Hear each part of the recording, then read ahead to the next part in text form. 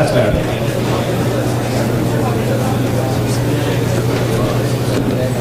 Okay, this is the author seminar.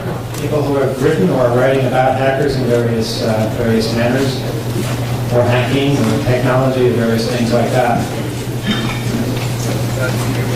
Program update. The cellular conference is in jeopardy right now. It seems that a hard drive is missing that has the vital program on it. So, if anybody knows anything about that, please get in touch with Bernie. Yes, he's carrying his hair out in the room right now. Looks like we have the band taken care of. We're going to get the thing started and cruise around the city and show people what a hacker band looks like. It's raining really hard in Woodstock, from what I hear.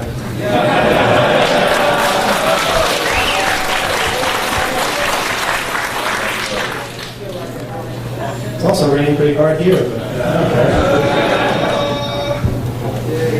all right, we have with us today from my left to right, or right to left, I guess, Julian DeBell, author, renowned author for Voice, Village Voice, Spin Magazine, and I'm sure many other things in the future. Paul Tuff, who has written for Harpers, Esquire. Winn Schwartau, author of Terminal Compromise. And what's the other one? I do not do cheap brass commercial plugs by information. Okay. We have Raphael Morel. Okay. He is the writer of a brand new film, which is being filmed in New York City this summer. It's called Hackers, and guess what it's about? It's going to be quite an interesting experience, and this is a good opportunity for some of you to give feedback to the people making this film before they actually make it, and also for them to hear from you guys various things. We also have Michael Iser, producer of that film, and if I'm not mistaken, you're also executive producer of Desperately Seeking Susan. Yeah, which filmed on the 17th floor. The first scenes of that movie we shot in this hotel. The last time I was here. It's a horror film. It's on the same one. And speeding by cab on his way over here right now is Ian Softly, who is the director of this film. You may know Ian Softly as the director, writer, and producer of Backbeat. So he will be here fairly soon, I guess. So basically, what we're going to be doing here is talking about the experience of writing about hackers. We'll start with Julian, who has written in the past articles about various New York City-based hackers, and then we'll move on to everybody else who has touched upon the subject in various ways. Basically, what are the challenges dealing with people like us? Are we easy to talk to? Are we hard to put into words? What kind of adventures and things have you guys been through putting our antics to paper? And of course, we'll be opening up the floors to any questions that people out there will have for these people. And take it away, Julian. Eric sent all of us a list of questions we might want to be dealing with here and over the net a few days ago. And he listed some. I'll just read them here explicitly. What we're going to be talking about is A, how writers such as yourself perceive hackers, what is unique about them, C, what makes writing about them especially challenging, and also, how do you respond to those critics who claim that writers are just cashing in on hackers and stuff like that? I'll start with the last question first. Just to point out that anybody here who thinks that we're getting rich writing off of hackers has been smoking some of our fine crack here in New York City. It's, cashing in is what you do when you write about, in Woodstock. Anyway, the question about what is challenging about writing about hackers, and let me be specific. What I've written about in terms of hackers is not so much technological stuff, but what's interested me about hackers and freakers is hacking and freaking as a subculture. That's where I came from. I started out writing music criticism, and I became increasingly disinterested with that, and convinced that what was really exciting in terms of subcultural activity in my generation was cultures that were being created around technology, and specifically around hacking and freaking.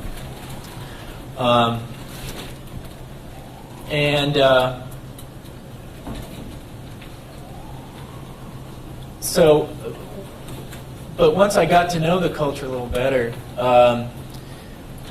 the problematic that I dealt with in writing about hackers was walking that fine line between making a case for the right for the right of this subculture to exist, and presenting the subculture as it really is. Now, I would like to, you all know that hackers are all love their mothers and are wonderful people, and but that's not really the case. I mean, hackers are human beings like everybody else, but the problem is writing about them takes place within a general atmosphere of total, misunderstanding and fear and terror, and so to write the subculture as it really is problematic, because you'll just be feeding into these prejudices against them, and you won't really make the case for this subculture to exist. Now, I believe that this subculture has a right to exist and needs to exist because I'm interested in for one thing, some of the political implications of the subculture, the desire to break through corporate barriers and through information hierarchies, and sort of loosen up the controls on information that are being implemented in this increasingly information-based society and economy. But, hackers aren't generally as interested in these political questions as some of us journalists are, and some of you are here tonight. But, nonetheless, for those reasons, I think it's important for this subculture to exist. So, what I do is a kind of advocacy journalism for the hacker subculture. I try to present it, as accurately as possible, but when it comes down to it, I'm making a choice to be hacker sympathetic, or not necessarily pro-hacker, but at least to present them in the best light that I can. I make this point just because I hear a lot, there's a lot of suspicion of the media in the hack freak community, and rightfully so. But there is a kind of attitude that, like, why don't they just present us the way we are, man? And it's not, it's difficult. I mean, if we present you warts and all, and just do a straight presentation, people are out there with all these prejudices against hacking and freaking, and they're just going to read into that what their prejudices are already. So we have to make a case for that, and that also puts a burden on you all to also make the case for yourself, and not just sit there and just spew out information on the one hand, just spew out information to any media rep that comes along, or on the other hand, totally not talk to any media rep that comes along. There's a kind of dichotomy. We were just talking about this now. On the one hand, there's this real dogmatic, the media are all liars and scumbags. And on the other hand, there's the case of, hackers who will just spew out all kinds of incriminating information to reporters they never talked to, they've never seen before. They don't even necessarily know that they're really reporters, and they'll just spew for hours. Well, I did this and this and that and that, and you have to develop a more savvy attitude towards dealing with the press. Not just on the one hand that they're all creeps and trying to cash in, ha ha ha, or on the other hand that you can just present the information, and once the information gets out there, then everybody will know what a wonderful thing hacking and freaking is, and how wonderful all you people are, and your right to exist will be guaranteed for life. You got to develop a kind of savvy. You got to develop a kind of political attitude about it, making a case for yourselves. I don't want to go on too long. Well, I'll pass the mic, and then we'll have questions afterwards. Can you guys hear me? Good. Despite Emmanuel's helpful questions, I'm not sure exactly what kind of questions you guys want me to answer. So I just want to tell you a bit about what my experiences were reporting on with hackers, and then give you more time to ask me questions if you've got any. One thing that's different between me and some other hacker journalists is that I'm sort of retired. I haven't really done much in the last 3 or 4 years. Partly that's because I'm not really a computer reporter. Sort of like Julian, I look at myself, when I am a reporter, much more as a reporter on cultures, on groups. And the way I first became interested in hackers was in 1989 when I picked up, about the same time, picked up an issue of 2600 and got signed on to the Well and started exploring both of those worlds a bit. The first thing that I did was, I'm an editor at Harpers magazine, and we did a forum in, I think it was February 1990, in which we got a lot of, largely with Emmanuel's help, we got a lot of people on the Well and hackers here in New York together to discuss the headline we gave it was, "Is Computer Hacking a Crime?" And it was a 10-day forum online in which another editor and I sort of tried to direct the discussion, tried to ask questions, tried to see if there was such a thing as a hacker manifesto, tried to see where different people drew the line between legal and illegal. This forum was mostly famous for a run-in between two people who would go on to be even bigger figures in the hacker world, Fiber Optic and John Perry Barlow, who sort of had a generational war going on, and it led to Barlow claiming that Optic was basically no different from a skateboarder, and immediately after that, Optic grabbed his credit rating from TRW and downloaded it into the forum, thus proving that there was a bit of a difference between him and the skateboarder. So, I mean, that sort of answered. I mean, that was a very different way to present hackers, and it's a way that I think worked, just because we let hackers talk in their own words. I mean, we interfered as little as possible as we could in the conversation. That most of the words that ended up in that article were the participants and not ours. So in that way, it was easy to put you guys into words because we just let you use your own words. But from that, I met a couple of teenage computer hackers, and started hanging out with them and trying to figure out more about what led someone at a young age to want to hack. And started writing this article for Esquire magazine with a friend of mine, Jack Hitt. And basically what we did was sort of apprentice ourselves to these two guys and got them to teach us everything that we could possibly understand about hacking. The main barrier there was that they were miles ahead of us, and most of the time we just were trying to get them to slow down enough that we could keep track of what they were saying. But we hung out with them for a really long time. We hung out with them for like 3 months, and most of the time we were hacking when we were with them.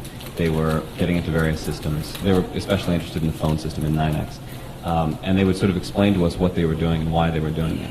And over the course of that period, we sort of learned, we came to some conclusions about why they were doing things, some conclusions that they sort of hadn't come to themselves.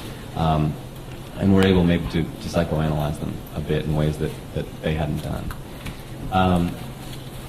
And that's about it for me and hackers. Those are my main two contributions to the debate. The only thing that I would add is basically to say what Julian said, that the thing that, I mean, I'm here with a National Public Radio reporter, and we were talking to a few people yesterday. And the thing that still strikes me, watching people, there were a couple of photographers, I guess newspaper photographers, and WINS reporters, and people like that going around, and interviewing people and taking pictures. And there really seemed to be despite the fact, as Julian said, that there's this kind of anti-media rhetoric among a lot of hackers, there was a real feeling of like when the photographers showed up, people just kind of smiled and rolled over and hoped that their bellies would get scratched by the media. And I think there's a real distinction between different types of reporters. There are people that are going to really listen to what people have to say and really try and understand the technology and try and understand the sociology, and are going to write articles that help things rather than hurt things. A 16-year-old guy here yesterday told me that he'd read my article and it got him more interested in hacking. He got it in his high school library, and that's the best thing that anyone's ever said to me about my article. I mean, that was sort of what I was hoping would happen. So good things can come from talking to journalists, but when you get the Geraldo show showing up and asking if you could break into Defense Department computers and launch ICBMs and things like that, you've got to figure out pretty early that there is no way that anything good is going to come of this interview. You've got to learn how to distinguish, and you've got to learn how to just say no. Just say no, I don't want to talk to you. And it really seems like that's something that a lot of hackers have not developed that skill. That they're just going to participate in anything that is going to get their name or photo in the media, and that can be, as some people have learned, that can be really dangerous.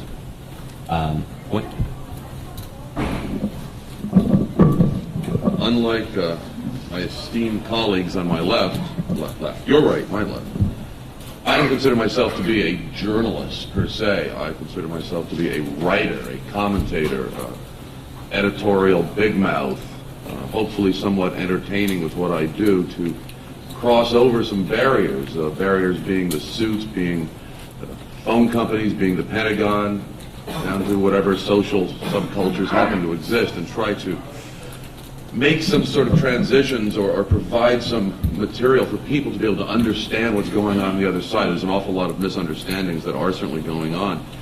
And I think also in this field that we also see is a great deal of boring writing going on. And entertaining, we need some fun. And you guys provide an awful lot of fodder for that as far as I'm concerned. If you've read the latest piece I did on Cyberchrist, then you'll have some idea of what we're doing. And on this particular one, we're going to do a review of this conference called Cyberchrist Gets Nailed to the Cross. So hopefully it'll be as entertaining as some of the others have been. But you guys are not the bad guys. The media sometimes doesn't quite get that. Certainly corporate America doesn't entirely get that. They do tend to peg you as the bad guys, and that contributes certainly to some of the feelings and the anti-media rhetoric that we hear going on. Probably the closest example that I saw to some of the hackers not understanding exactly what to do occurred with fiber optic a couple of days after he got busted on the latest round. And I wanted to talk to him, so I called him up at home.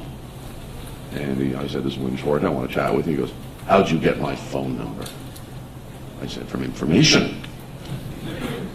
And he was a little stunned at that. So we chatted for a couple minutes, and he said, "My lawyer says I can't talk to you." And I said, "No, I understand, with the case going down, you're not supposed to get yourself in any more trouble." He goes, "Yeah." And I said, "But before we go, let me just ask you one question." And he goes, "What?" I said, "Why did you do it?" 4 hours of on-the-record conversation that thoroughly indicted him.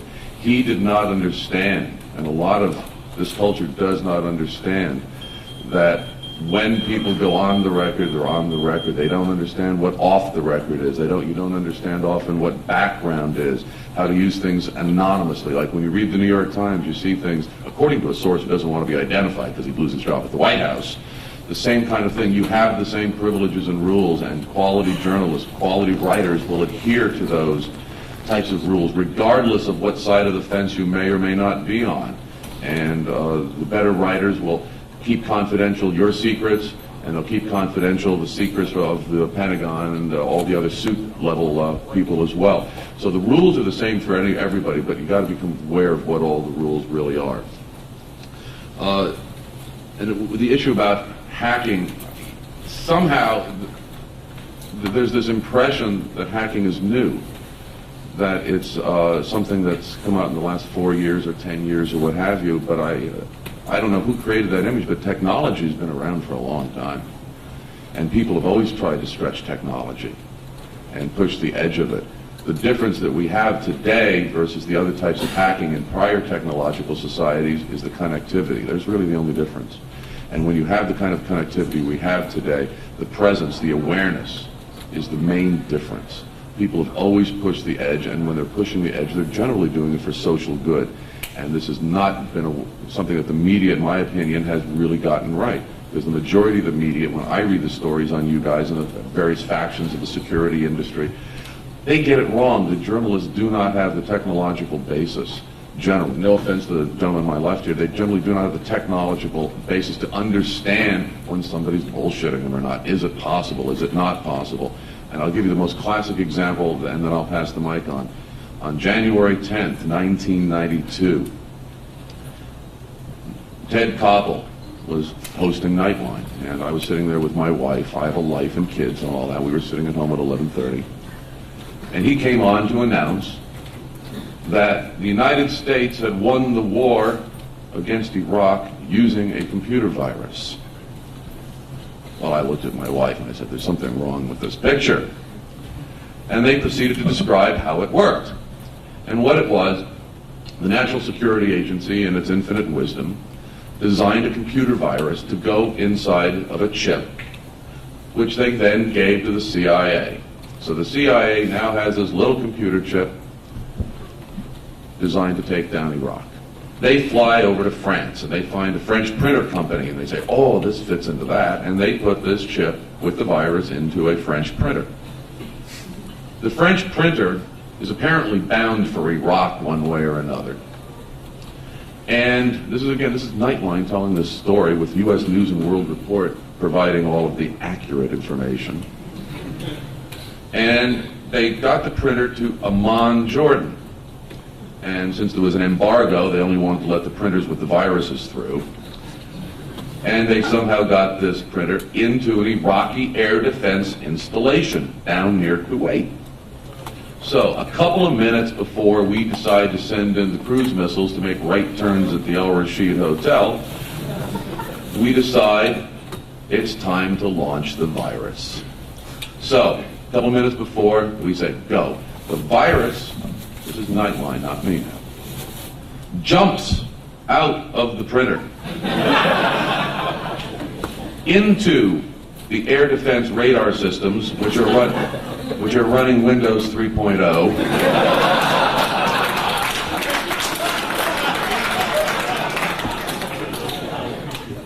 And subsequently ate up all of their air defense capabilities. I was bothered by this story.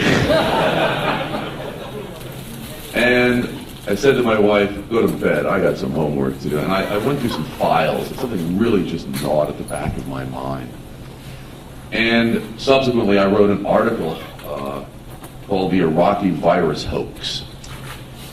This story, word for word, point for point, issue for issue, there's 14 of them, fully documented, and I put it all over the net, was written originally by John Gantz, an InfoWorld columnist, on April 1st, 1991. It was an April Fool's joke, upon who becomes the question. So I called up the following Monday morning after talking to Koppel's people who disavowed any knowledge of it. That's why they were reporting it. And I talked to the author, Brian Duffy, at U.S. News and World Report, and I said, Brian, this thing is a crock. What happened? What's wrong here? And apparently I sent them into something of a panic, and he called me back 2 days later, and he says, we're sticking by the story. It's accurate. I said, where is your source? He goes, 2 knowledgeable generals. So much for knowledgeable generals, so much for knowledgeable media. Point is, be careful who you're talking to, the gentleman on the left or right. Be aware of the rules, be aware of your rights that good journalists will give you, and then you can start talking about getting some stories and your viewpoints put across right. Thanks.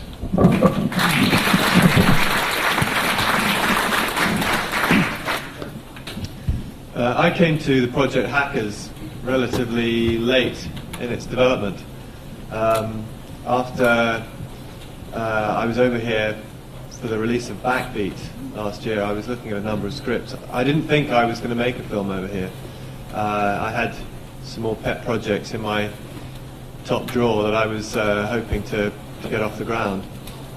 But the thing that appealed to me about this script and made it stand out really from all the others I was being offered, a script written by Raphael, was the fact that it had a sense of humor that was based on a kind of delinquency. It had many similar themes to the movie Backbeat that I just made, and the thing that really appealed to me was that here was a subculture bursting through and really threatening the established culture in a way that the established culture was not going to be able to ignore it anymore and was going to subsume it but also be influenced by it. I think that for each generation, what is discovering things anew, what is working out the world for your own, working out the rules that you want to live it by, the established culture always sees that as delinquency, whether it's drug experimentation or riding motorbikes in the 1950s or whatever. So it was really from that broad cultural point of view that I hooked into the script. But I also just like the sense of fun and disrespect that I think is very healthy. And the more I got to know about hacking culture, the more I realized that sort of absurdist view of the world, isn't it ridiculous that everybody trusts all of this stuff? Everybody trusts that the computers are going to allow them to lead their life in a well-ordered way, and that the money that you say you have in your account is the money you have in your account. When somebody says you have this, you committed this crime, or you haven't paid that parking ticket, or you've got this grade in school, nobody questions it. And I think the mirror that hacking has held up society is not only amusing, but has got a serious point to it as well. Having really got hooked on the subject from a point of view of making a movie, the question then arises as to how do you treat a real-life situation, a script that obviously borrows on a lot of real issues and real people, in order that it's an enjoyable, entertaining movie that people are going to go and see, but also that is going to be true in some way to its subject matter. And that's the big question that approaches and faces people like me who want to make movies based on, in some way, real life. And it's a question that there isn't really any right answer to. And I know that when I was making Backbeat, a lot of people were nervous when I was trying to get the film off the ground. For those of you that don't know, it's the story of the fifth Beatle, Stuart Sutcliffe, and his relationship with John Lennon. It's a very sacred story, in a sense, and a very well documented one. Now, a lot of the real people were alive. A lot of the story had been documented, but I had to take liberties with the facts.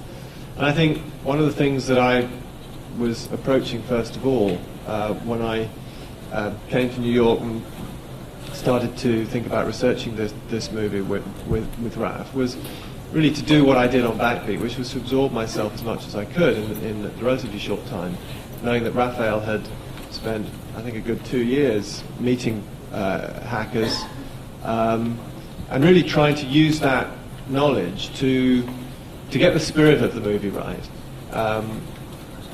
bearing in mind that at times we were going to have to adapt things for the big screen. So those are really the two ways that I approach the material, trying to find out what's really out there, and then find another way in which it can be presented for the screen that is true to that essence, but at the same time takes on a life of its own.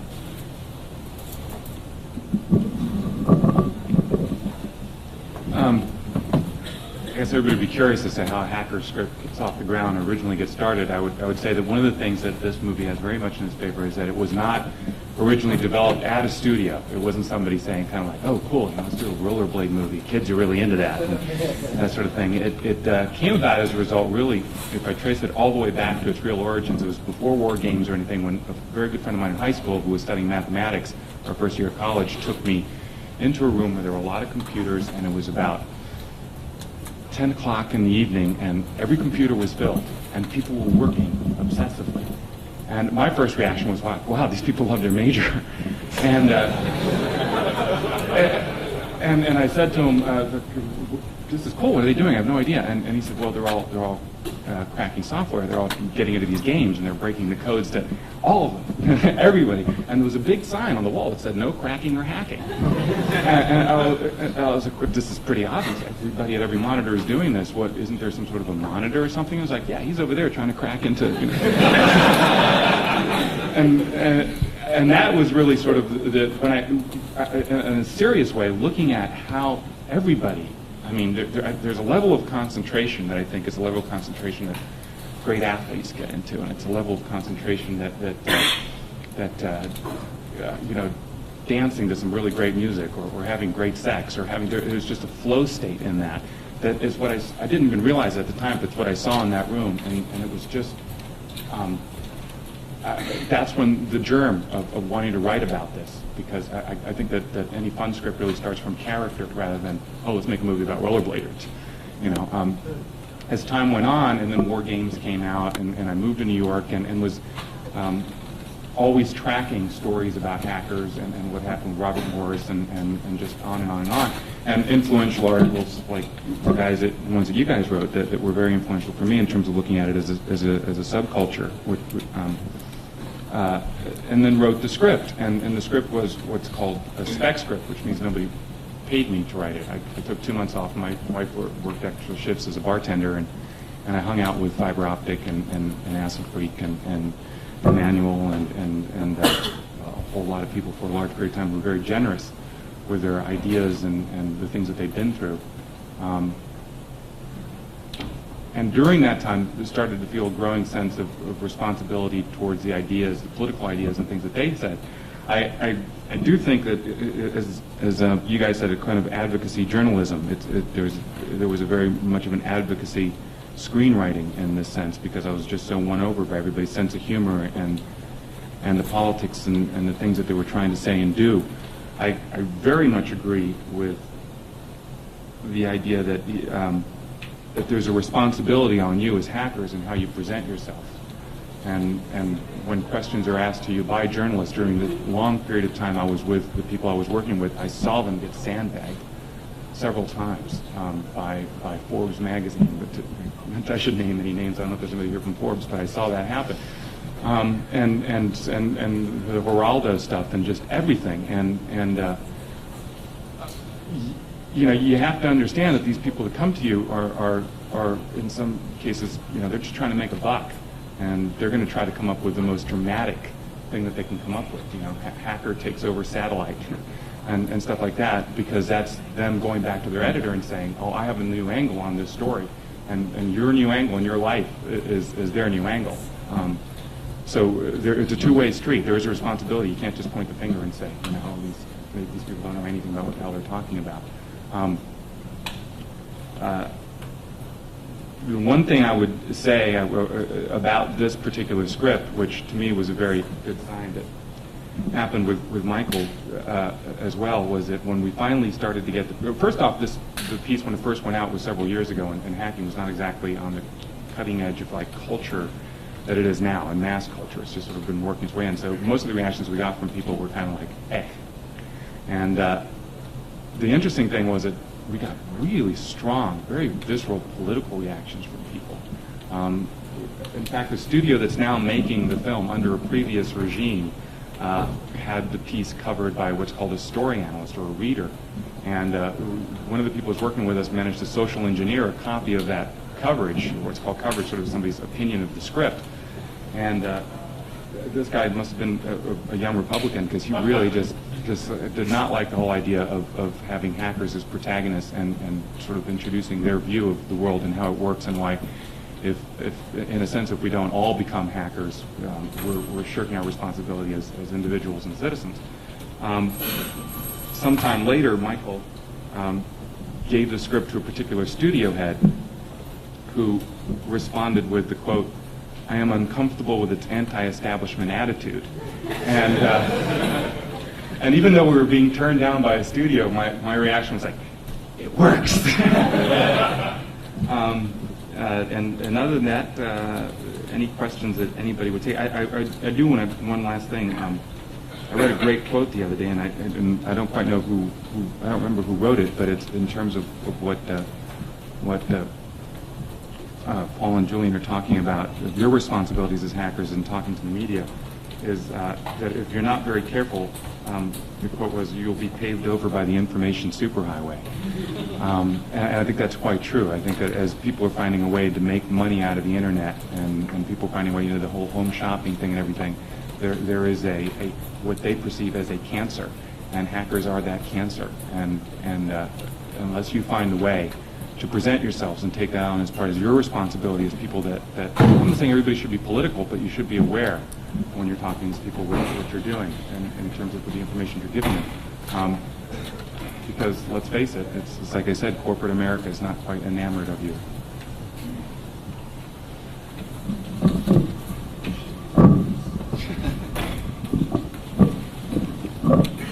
I don't have much really to add, except that when I first became aware of this world was 20-some years ago, and I worked on a thing called the Network Project. Came out of the SDS in Columbia in '68, and it studied how information corporations were structured, basically in a form of monopoly capitalization. And then I went off and made a lot of good comedies, which were about as subversive as I could be in that period. Now, what's quite unique about this activity in the information world and the facility that I guess the group that is called Hackers has, and quite frankly the whole younger generation which is facile with the computer technology way beyond any of their seniors, be it their teachers or their parents, is that the context of society has become information-based as opposed to, oil and gold and whatever else. So finally, you have the potential for a new frontier, which in the American spirit of storytelling and the great American myths has always been about some guy going out there onto the frontier. And what's happening here, what I've been watching the last day or so, is that same kind of spirit which has been missing somewhat culturally for the last 20 years until things got caught up with themselves to give this, internet. I remember also sitting a few months ago at UCLA at the Super Highway Conference, where I was sitting. I just sort of wandered in and sat and watched all the heads of the major companies blab about what a great thing this was and how we could all be connected and subverted, and they didn't have a clue, really. And what's fun to see here is that people really do have a clue. They understand how to use it. The thing that's been raised, which is about journalism too, which is about responsibility, but it's the responsibility of everybody who talks to journalists, who makes films, who creates any kind of cultural activity, is to have some sense of their own responsibility. If everybody carries their own weight, it's going to be cool. The problem is there's some people who want to carry more than their own weight, and there are people who just are sort of irresponsible. We're trying to be hip and aware of what's going down. We're also trying to make a movie that's going to be a lot of fun to go to. But we'll see. We think we can do it. I guess this means it's questions time if anybody has it. Let's see, who should I call? You! We take a good proxy.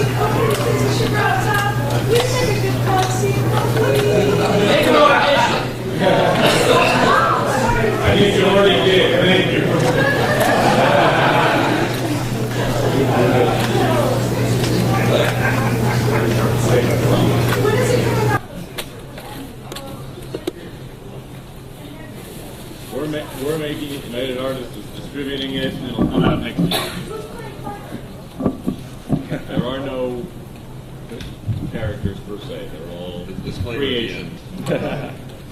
Robert. Give this group intelligence about how corporate America proceeds or how the government proceeds in your respective endeavors.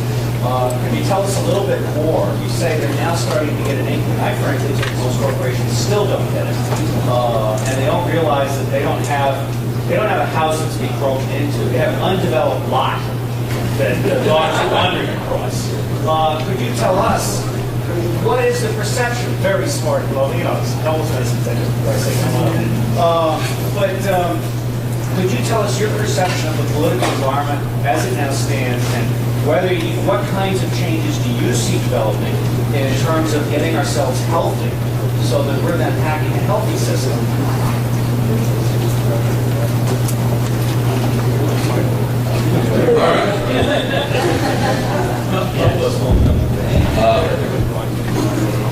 Robert's deal. Inside of corporations, you will find the occasional person or two who does have a clue, who does really understand. But I got to go back to the point I made earlier. By and large, they think that you guys are the problem. And at least I believe, and I don't think I'm alone here, I don't believe you're the problem. I think you're part of the solution. And you offer an awareness. You offer what the capabilities are by the real bad guys. You guys are about technology abuse, use, extension, and how do I use it? And by and large, the hacker community is not super malicious. You don't, by and large, have these grandiose political, financial, economic, or environmental agendas. You guys are into, you like the technology, you want to tweak, you want to have some fun with it, and occasionally something you get in, you crack, you hack, yeah, okay. May not be right, but that is not the fundamental problem that corporate America faces, and they find it very easy and convenient to blame something that is fairly high profile, and that's you guys.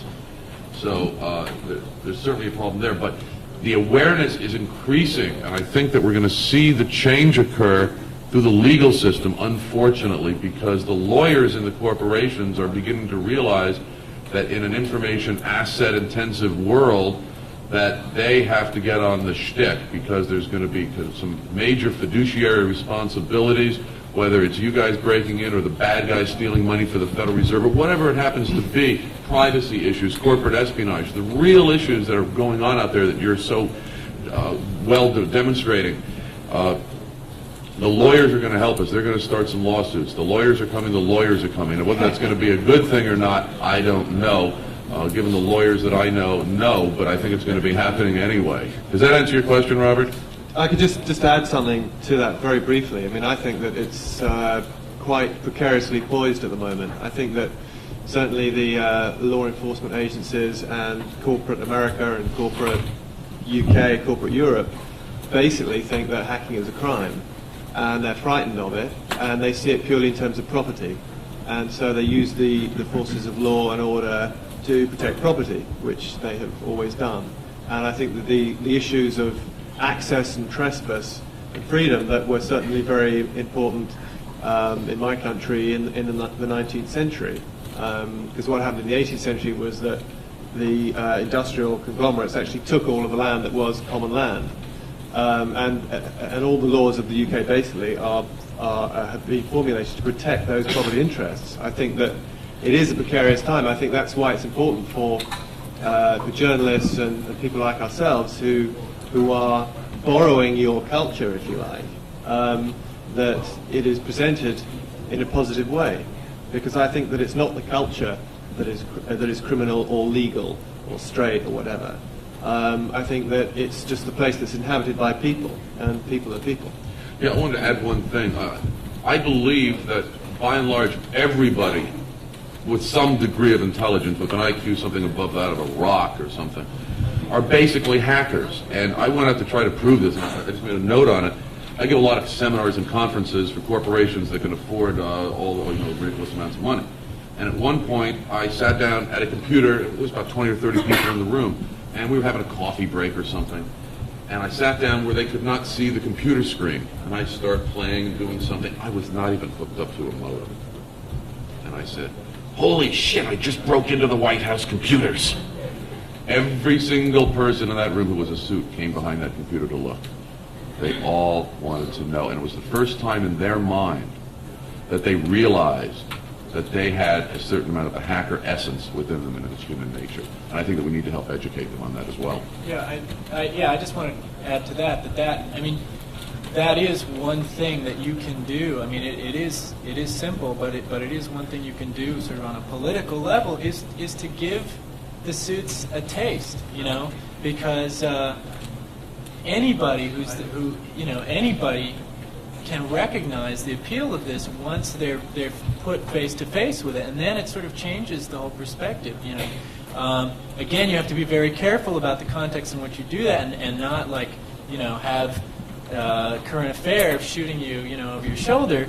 But if you are in a face to face situation with somebody from the media, if you can get them somehow, if it's a matter of just somehow surreptitiously getting them, a password to a hacked system or something, so that they can, see what it's like and understand what the buzz is about. It can be a cheap buzz, but it's just for them to get a sense of what it's all about, and that can kind of turn people around. Even I think, real sort of up in the corporate levels of things. Yeah, I've been around hackers probably since about 1979, and I read Steve Levy, who I guess isn't here, his book not so long ago, and when I finished the book, I was kind of impressed because I felt like things were so much different than the way I remember them when I was in college. Yet, come to this conference, I look around, and somehow I get the feeling things really aren't that much different than they were in, say, the early 80s. And I'm looking at hackerdom as a general subculture. How do you guys, given you have a fair amount of experience yourself, how do you see things as being different or the same as they were several years ago? Start on that. During the time period that I was working on the script, one of the things that became very evident to me was I thought I knew all the hackers in Europe. I had seen them at meetings and stuff like that, and I went in to do some laser copies at this place, and the kid who was doing laser copies, very, very young, looked at him and said, "Oh, yeah, cool, you're doing, look at all this stuff on hackers," and he's like, I'll do it for you. And he ran back and he gave them to me for free, and he came back, and I hadn't seen him around in any meetings. And I said, "Well, are you a hacker?" And he's like, "Yeah." And he told me about a bunch of his friends and everything, but they were not. They were hacking, but they weren't plugged into. I mean, maybe they're here. I doubt it. I think that the technology itself is democratizing things. If you look at Stephen Levy, and one of the things he talked about in that book is how it went from being this kind of elitist, the monks who were writing on the tablet kind of thing and had the cards, and how slowly things are spreading out more and more and more. That's a big difference that I could see, is that generationally, in terms of how young hackers are now, how there are a lot of people out there who consider themselves hackers who are not plugged into any political movement or coming to conventions or even reading magazines, but they're doing it. The technology is making it simpler and simpler just on a user level, and it's spreading out more and more. That's the biggest difference that I've been able to see. It's catching on. I'm too old to speak about being young in the 80s. But I can step back certainly 25 years and make a very simple statement that if my generation in those heady years of the late 60s and early 70s had the technology that you guys had, we never would have had Reagan or the 80s.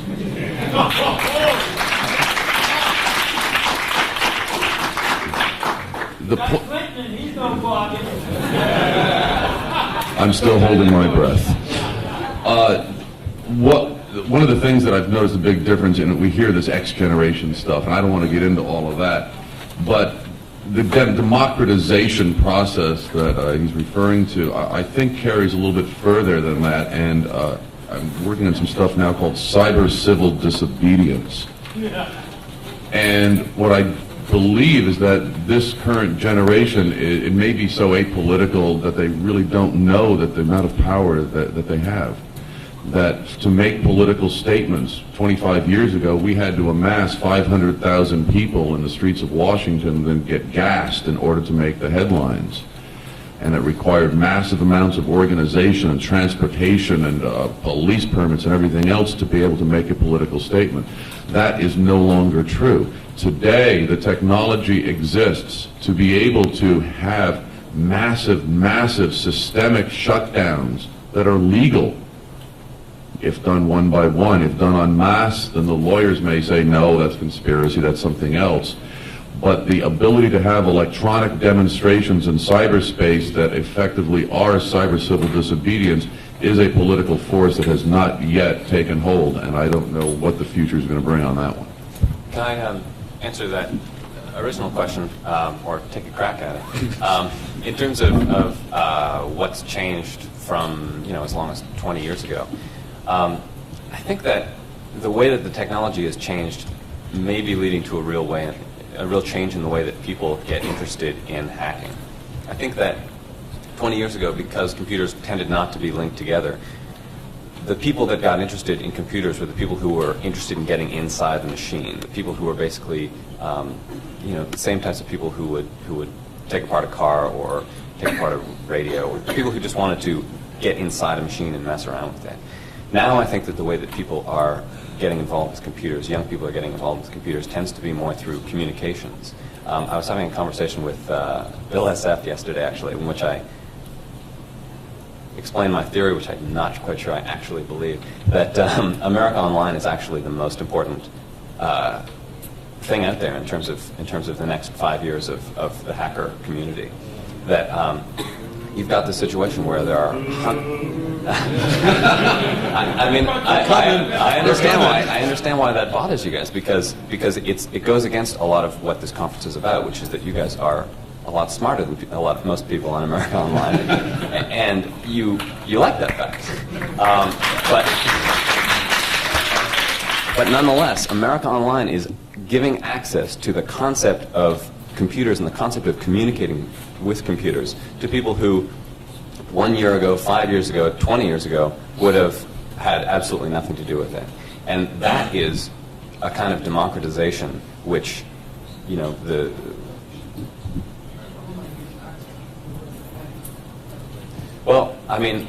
hacking has always, I think that hacking has always been, in some ways, connected more with people who are willing to pay than people who weren't willing to pay, because a lot of the people that in the 80s had the computers that they could hack on were people who could afford computers. I think that as computers get cheaper and as online connections get cheaper, you're going to have people who are involved in this who wouldn't have been otherwise. And you're going to have people who are different than you guys. So you're going to have people, just from the looking around I've done on America Online, I think you're going to have more women and girls than you do now.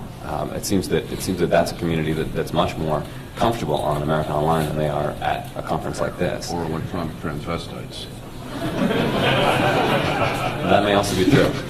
Like I say, it's just a theory, but I do believe that people are going to, people's first connection with computers now is not about getting inside a machine. It's about connecting to other people. That's one of the first things that they do, and I think that that's going to change. That's going to change hacking in the next 5 years. Just to add a point, you mentioned Steve Levy's book. It's a wonderful book, but there's also like a kind of Paradise Lost narrative to it, which I think he probably picked up from the hackers that he was talking to. And this is just something you have to take into account anytime anyone is telling you, things are not what they used to be. When I wrote the piece for the Village Voice, there were people, saying, after Operation Sun Devil, we're not going to get a fresh crop of hackers in here because kids today, they just want to play with their Mutant Ninja Turtles and hack Nintendo games. 4 years later, Mutant Ninja Turtles are gone, and, you guys are all still here, and fresh crops are coming in all the time, so. Yeah, I got a question. There's a shoot the messenger mentality that exists. I guess it's been about a year ago. I did a demonstration and I hacked my bank's computer. It took about 2 minutes. And It was a real simple demonstration. I was the top security officer in the entire machine for a rather large bank, and I used to keep a lot of money there. They don't anymore. But, you know, they have this tendency to shoot the messenger. So you show them this, and they may fix it. But then again, they look upon you as a bad guy, and how would you propose writing in order to demonstrate a much more positive light as far as hackers? Because I still see this corporate mentality of to shoot the messenger.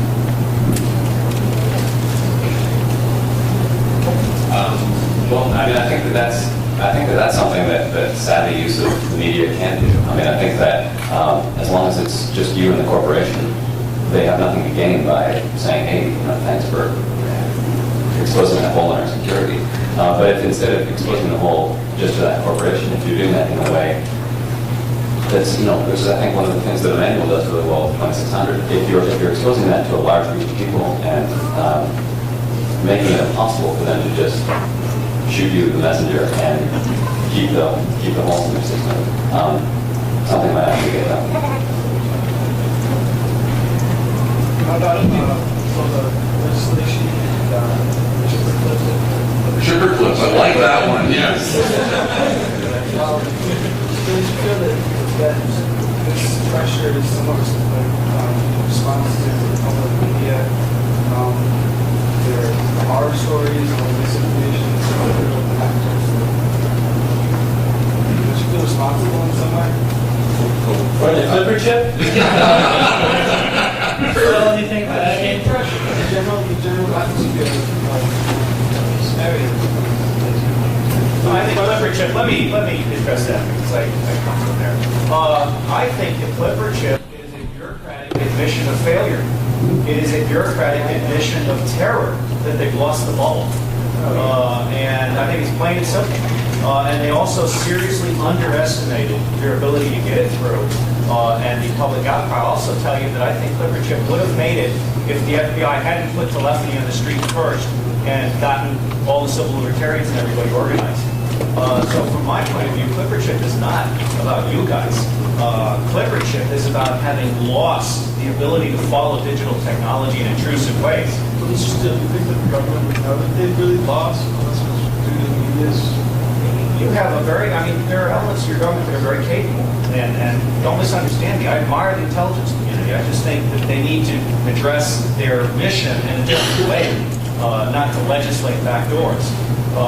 My concern is that you guys are doing a great job of showing holes in the systems, and this shoot the messenger thing is absolutely critical.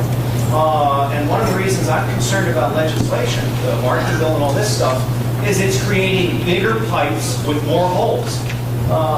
And it's not addressing the fundamental problem in this country, which we have a cesspool that is leaking heavily. What? Explain that. No, offline. Getting back to the political aspect of it, you had opened up a couple of questions with cashing in on hackers. And it seems like a lot of people that I see on the panel here are anti-establishment. Any subculture. What's your opinion of this so-called anti-establishment administration pitching their balloon of trying to put their name on this information superhighway? When the simple fact of the matter is that Ronald Reagan gave you bandwidth. I got a comment on that. When Senator Gore first introduced the National Information Highway Bill, he did it at a press conference in Nashville, Tennessee in January of 1990. And I was living in the great state of the legally stupid at the time. So I attended it. And I wore my suit and I did my thing. And he got up there and gave a very nice high bandwidth speech, if you will, about all this. And I had a chance to ask him a question. I said, Mr. Gore, this is all wonderful and dandy, but what you're talking about doing is connecting everybody to everything. Where are the fixes? What about the risks? We've already got problems enough. You're going to compound the problems 100 or 1,000 or 1,000,000-fold by the superhighway thing. Where are we going to offer the protections? And whatever those were, from a privacy standpoint or an industrial espionage standpoint. And Gore at that point totally blew me off. He blew the question off. His aide next to him says, "Who the hell is this?" Because the question that I was addressing was politically derailing to his efforts to try to get something done. He had a piece of the puzzle but he didn't have the whole thing. Over the next 3.5 years, I subsequently tried to work with Gore prior to him becoming vice president, and we were blown out totally. His office did not want to know about it. And as Robert's been saying, this is part of the problem that we're facing up in government, is the issues that we all care about are very, very fundamental. They're very, very high-level issues. And unless they are built in to some sort of solution base for us as a country as a whole, I think we're going to be really missing the mark.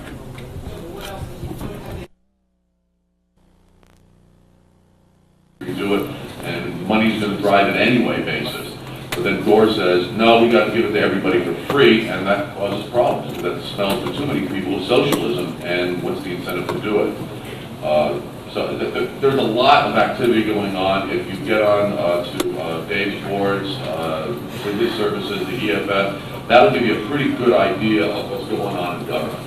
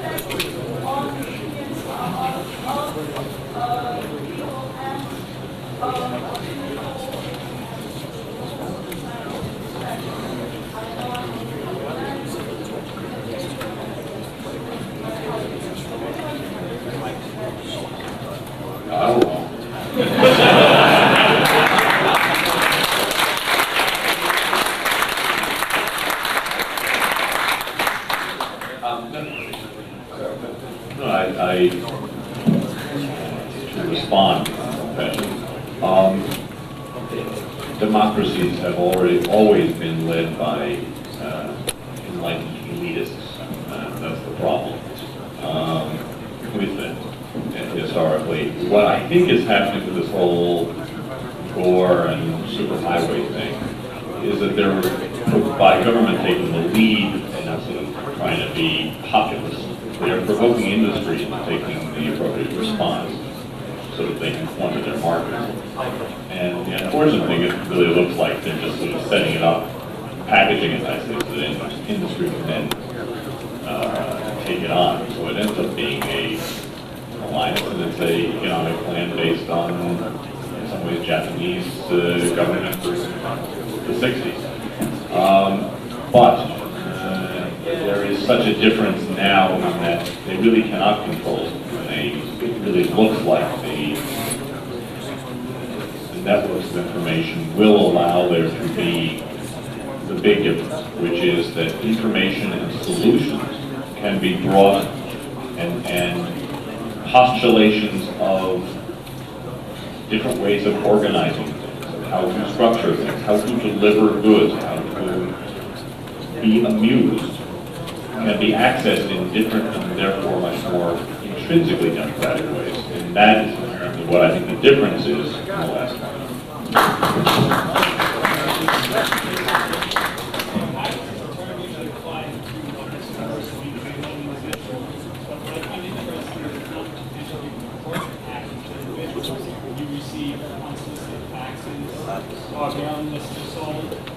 There's no trust given at all, whether it's invasion of privacy or just annoying you.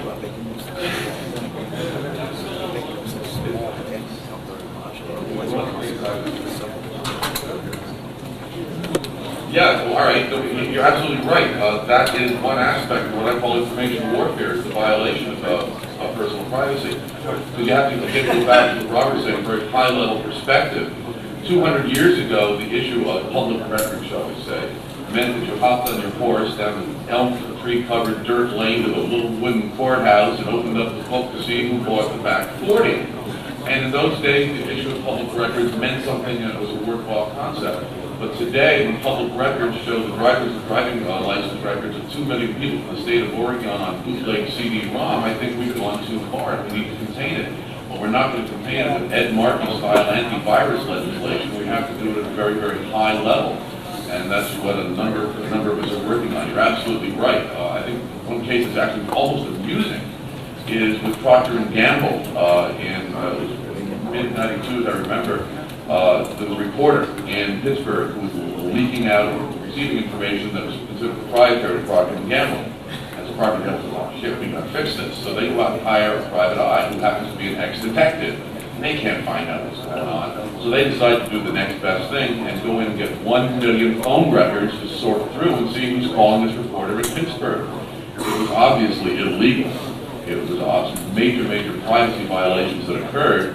But it was Procter & Gamble who owns and operates the city of Cincinnati, so they merely received an embarrassing slap on the wrist.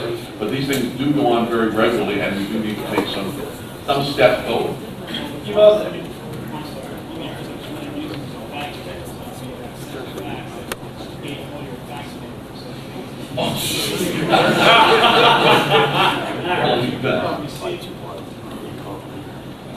you've also hit on an interesting point, which is that equating, hacking, individual hacking with corporate hacking, and this is an issue that comes up a lot because, a lot of these questions you have to look at with a kind of political eye because, when an individual person is doing it against a corporation, that takes on one political meaning, and when it's done the other way, it takes on an entirely different meaning. So, again, you can't just equate all these things. You have to really look at different political frameworks. The Vietnam super highways, it seems an excuse to force everyone to use one big road that are badly maintained and a lot of roads. Which I want to know sort of who's planning on making the buildings, who's planning on owning them. We should really look both ways before crossing the information. But if you put the information highway out, that's what it I was going to say, if you're a hacker, you won't need to pay the tolls. I personally don't believe it's going to end up like that. I think that we're going to have a high bandwidth internet. We're going to have some extra stuff. You're going to have boxes on top of your TV. I mean, all the stuff that we read about the time of use, the stuff that's coming, some of it's going to be free. I think it's going to be what we have today, but with high bandwidth for the foreseeable 5 to 8 years. Beyond that, I mean, what more can we add? More bandwidth, more power. There's a lot of privatization going on. I'm personally against a socialization from a government standpoint. I don't think that's the right way to go. A lot of people say, how are we going to get it for poor people? What, for $9 a month that now you have internet access? $9 a month is not a whole lot. I don't think that we're going to end up with as bad a scenario as you suggested. I'm sorry? What is out working out? What is the legislation going to talk about? Once again, you see bits and pieces of it. Some of it through the FCC. We're talking about who's licensing bandwidth, even some of the cellular stuff for the PDAs. That's all part of quote-unquote cyberspace and the information highway. The information highway does not have to be a hunk of fiber running down the road. It needs to be a hunk of bandwidth going to a satellite. Again, go back to EPIC and CPSR and is CPSR still around today, or is it EPIC now? I'm sure Judy's still there. Okay, CPSR and EFF. All of the governmental stuff that's going on, you'll find them there. You can just keep up with it very easily. Where's the penalty that hackers were going to work?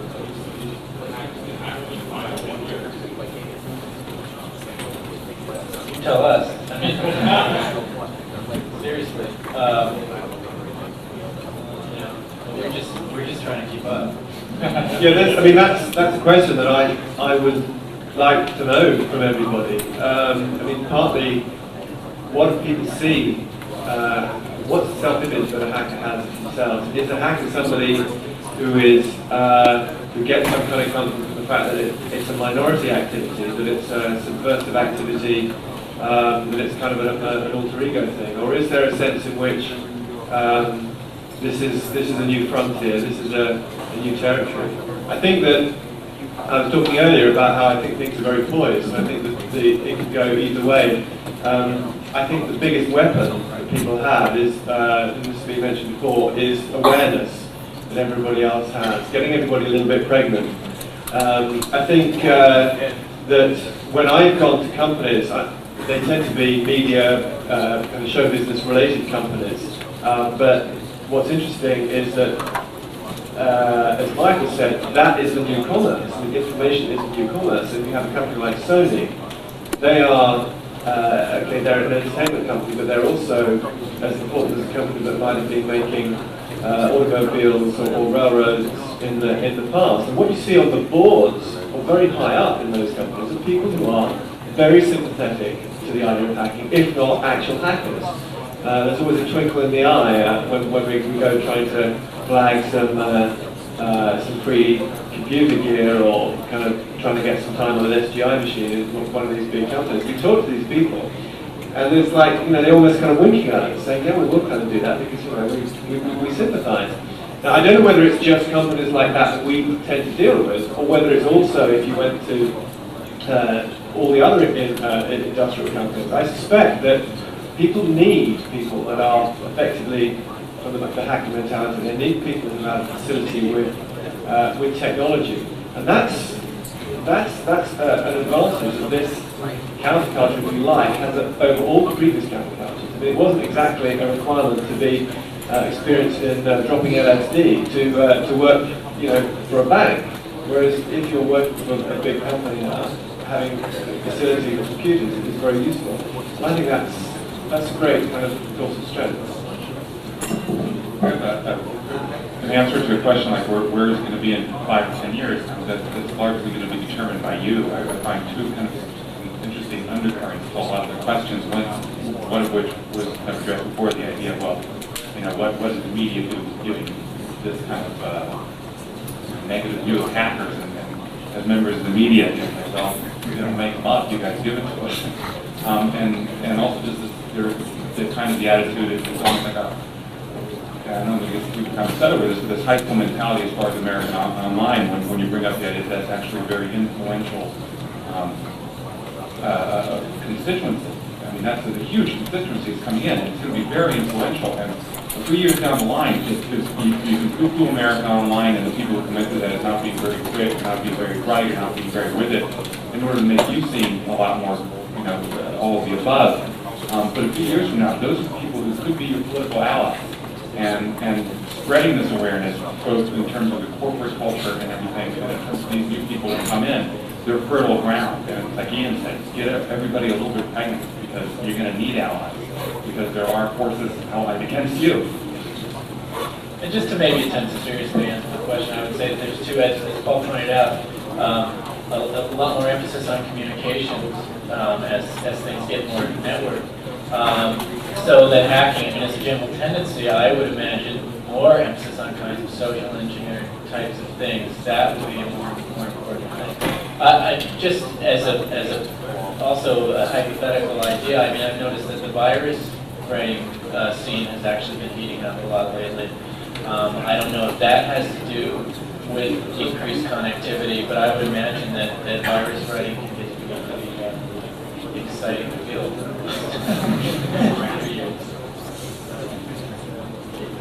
That's it? It's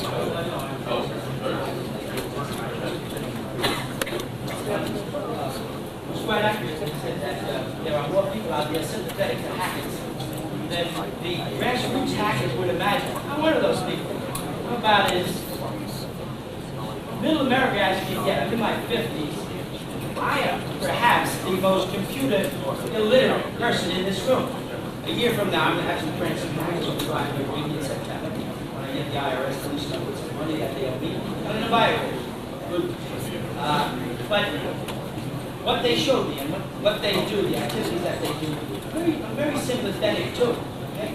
And so I agree with you. There are people who don't look upon hacking as, you know, all that bad. But what I'm beginning to suspect in a room full of people like this is that the hackers, the grassroots hackers now, feel that they want to become a counterculture to the extent that they want to be another group of the United States that cries victim. They're a victim of something. They're a victim of Big Brother or big government. And the last thing we need in this country is another victimhood society. So hackers, back off a little bit on that victimhood stuff. The government's not coming after you. And by the way, the gentleman over here who said, what can we do so that corporate America will look at us more favorably? Well, I would say, when I came in here today, I see Fagan up here teaching a bunch of people in here who are hanging on his every word like he just came up with the unified force field theory, all right? He just broke the code. This Fagan is teaching people how to create blocks, okay? Pick blocks. Now, you know, I am a little suspect of everyone who's doing that at this kind of conference where this gentleman expresses concern over the credibility of the grassroots hacker. I spoke. Thank you all very much. I guess we can move on to the next session.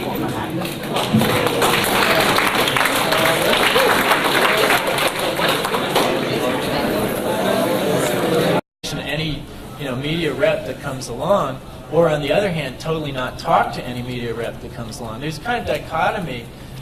We were just talking about this now. On the one hand, there's this real dogmatic, oh, the media are all liars and scumbags. And on the other hand, there's the case of,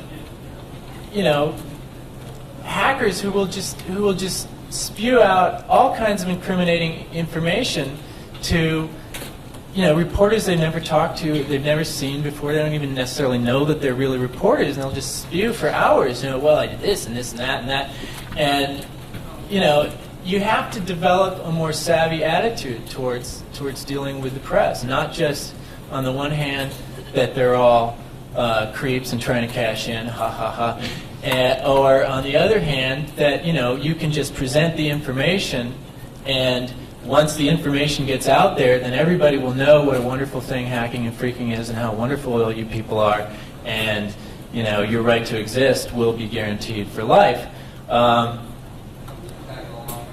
You got to develop a kind of savvy, and you got to develop a kind of political attitude about it, making a case for yourselves. I don't want to go on too long. I'll pass the mic, and and then we'll have questions afterwards. Can you guys hear me? Good. Despite Emmanuel's helpful questions, I'm not sure exactly what kind of questions you guys want me to answer. So I just want to tell you a bit about what my experiences were reporting on with hackers, and then give you more time to ask me questions if you've got any. One thing that's different between me and some other hacker journalists is that I'm sort of retired. I haven't really done much in the last 3 or 4 years. Partly that's because I'm not really a computer reporter. Sort of like Julian, I look at myself when I am a reporter much more as a reporter on cultures, on groups. And the way I first became interested in hackers was in 1989 when I picked up experience, and this is a good opportunity for some of you to give feedback to the people making this film before they actually make it, and also for them to hear from you guys various things. We also have Michael Iser, producer of that film, and if I'm not mistaken, you're also executive producer of Desperately Seeking Susan. Yeah, which filmed on the 17th floor. The first scenes of that movie we shot in this hotel. The last time I was here. It's a horror film. Something similar. And speeding by cab on his way over here right now is Ian Softly, who is the director of this film. You may know Ian Softly as the director, writer, and producer of Backbeat. So he will be here fairly soon, I guess. So basically, what we're going to be doing here is talking about the experience of writing about hackers. We'll start with Julian, who has written in the past articles about various New York City-based hackers, and then we'll move on to everybody else who has touched upon the subject in various ways. Basically, what are the challenges dealing with people like us? Are we easy to talk to? Are we hard to put into words? What kind of adventures and things have you guys been through putting our antics to paper? And of course, we'll be opening up the floors to any questions that people out there will have for these people. And take it away, Julian. Eric sent all of us a list of questions we might want to be dealing with here and over the net a few days ago. And he listed some. I'll just read them here explicitly. What we're going to be talking about is how writers such as yourself perceive hackers, what is unique about them, C, what makes writing about them especially challenging, and also, how do you respond to those critics who claim that writers are just cashing in on hackers, and stuff like that? I'll start with the last question first. Just to point out that anybody here who thinks that we're getting rich writing on the hackers, It really is problematic because you'll just be feeding into these prejudices against them and you won't really make the case for this subculture to exist. Now, I believe that this subculture has a right to exist and needs to exist because I'm interested in for one thing, some of the political implications of the subculture, the desire to break through corporate barriers and through information hierarchies and sort of loosen up the controls on information that are being implemented in this increasingly information-based society and economy. But, hackers aren't generally as interested in these political questions as some of us journalists are, and some of you are here tonight. But, nonetheless, for those reasons, I think it's important for this subculture to exist. So, what I do is a kind of advocacy journalism for the hacker subculture.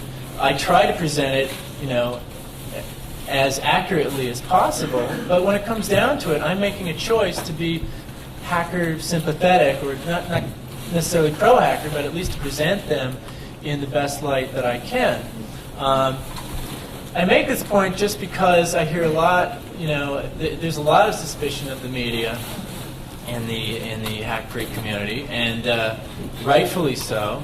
But there is a kind of attitude that, like, why don't they just present us the way we are, man? And it's not, it's difficult. I mean, if we present you warts and all, and just do a straight presentation, people are out there with all these prejudices against hacking and freaking, and they're just going to read into that what their prejudices are already. So we have to make a case for that, and that also puts a burden on you all to also make the case for yourself, and not just sit there and just spew out information. On the one hand, just spew out information.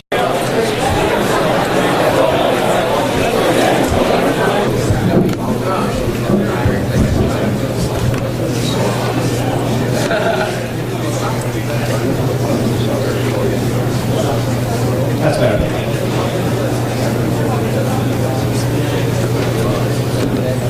Okay, this is the author seminar.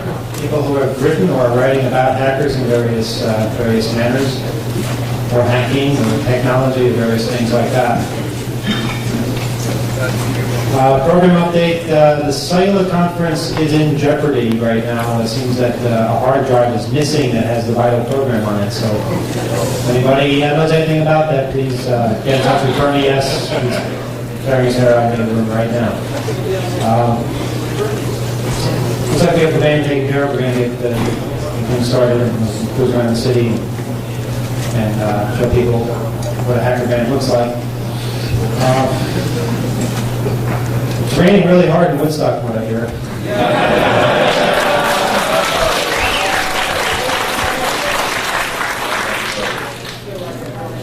It's also raining pretty hard here. All right, we have with us today from my left to right to left, I guess, Julian Bell, author, renowned author for Voice, Village Voice, Spin Magazine, and I'm sure many other things in the future. Paul Tuff, who has written for Harpers, Esquire. Winn Schwartau, author of Terminal Compromise. And what's the latest one? I do not do cheap press commercial plugs by information. Okay. We have Raphael Morel. Okay. He is the writer of a brand new film, which is being filmed in New York City this summer. It's called Hackers, and guess what it's about? It's going to be quite an interesting. He's been smoking some of our fine crack here in New York City. It's cashing in is what you do when you write about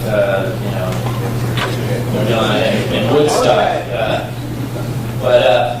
Anyway, the question about what is challenging about writing about hackers, and let me be specific. What I've written about in terms of hackers is not so much technological stuff, but what's interested me about hackers and freakers is hacking and freaking as a subculture. That's where I came from. I started out writing music criticism, and I became increasingly disinterested with that, and convinced that what was really exciting in terms of subcultural activity in my generation was cultures that were being created around technology, and specifically around hacking and freaking.